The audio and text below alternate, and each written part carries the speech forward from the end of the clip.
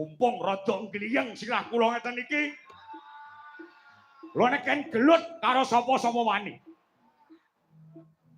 Aja meneh kok karo Kresna, aja meneh kok karo Setyaki, karo sampeyan aku wani. Sik to, musuhmu dudu aku.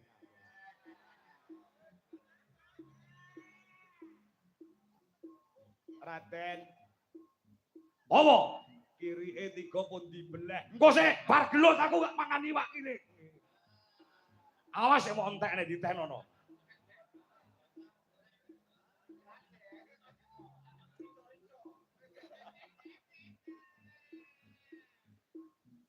Mangkat dina iki. Nggih, kula bidak, Raden. Piye? Digoreng napa disate? Sakarepmu. Takon ae.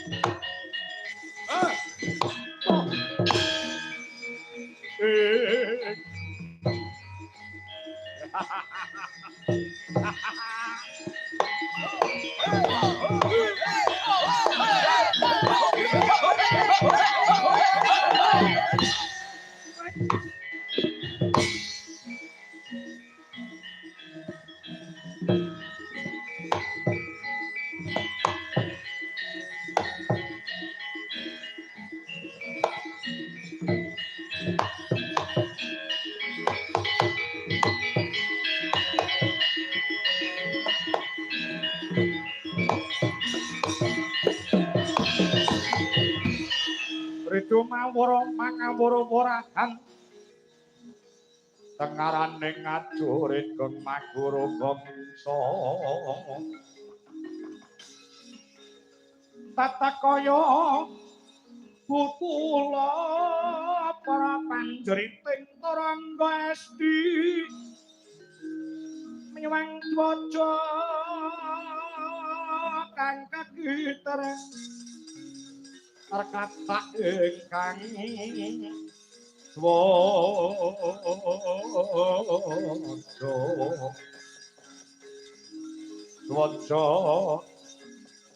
lelayu sepi